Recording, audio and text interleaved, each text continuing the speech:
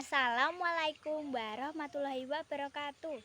Halo semuanya, perkenalkan nama saya Sean Aruna Senjati Kandono. Saya bersekolah di UPT SD Negeri Beru 1 yang beralamatkan di Jalan Yos Sudarso nomor 17 Beru Wlingi.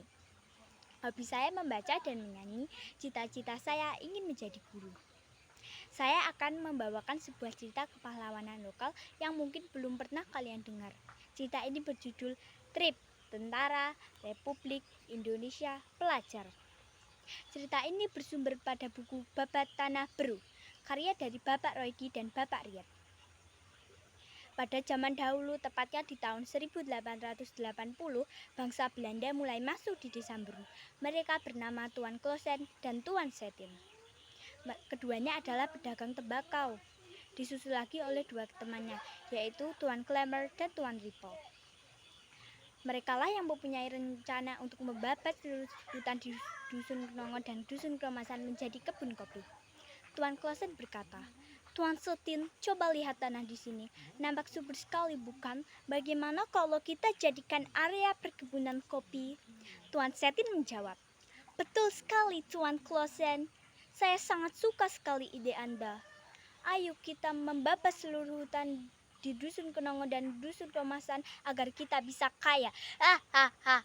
Tuan Klosen menjawab, "Baiklah kalau begitu. Untuk mempercepat rencana ini, kita minta tolong saja kepada dua teman kita, Tuan Klemer dan Tuan Ripple."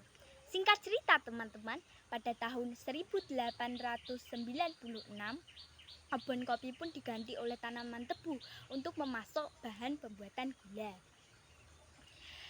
Karena Belanda juga membangun pabrik gula di desa Knongo. Pabrik itu dipimpin oleh Tuan Heltes. Sejak dibangun pabrik gula Knongo, desa Beru menjadi sangat terkenal.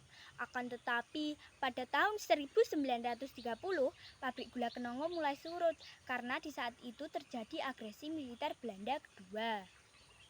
Pada tahun 1939, nama kepala desa Beru adalah Bapak Bejo Kartomiharjo. Ada 3 kejadian besar kembali menimpa desa kami. Yang pertama, masa pendudukan Jepang. Yang kedua, masa proklamasi kemerdekaan Indonesia. Yang ketiga, masa agresi militer Belanda kedua. Saat masa pendudukan Jepang, banyak warga desa Beru menjadi korban romusa atau kerja paksa. Mereka disuruh bekerja tanpa mendapatkan upah. Pada masa proklamasi kemerdekaan Republik Indonesia, desa Beru dijadikan markas kegiatan perlawanan rakyat dan para pemuda yang ingin berjuang. Dan saat itulah banyak sekali para pelajar laki-laki yang ingin bergabung di dalamnya. "Hei kocok-kocok kabeh, sapa sing lila disane awak dhewe dijajah Londo?" "Aku ra lila, awakmu dhewe piye?" "Padha, aku ya ra lila." "Lah lek ngono, ayo awak dhewe berjuang nyingkirne Londo." "Setuju? Setuju, setuju, setuju, setuju." Gerakan BKR atau Badan Keamanan Rakyat saat itu dipimpin oleh pejuang Sudanco Peta yang bernama Ibnu Sutopo. Selanjutnya ada beberapa nama pejuang lainnya seperti Bapak Sumadi, Bapak Togimin, Bapak Sardi Sobari, Bapak Sardimun, dan Bapak Karto Utomo Murtijan yang pernah menjadi kepala desa Beru. Kejadian berikutnya yaitu masa agresi Belanda kedua. Belanda masuk di desa Beru pada 20 Desember 1948.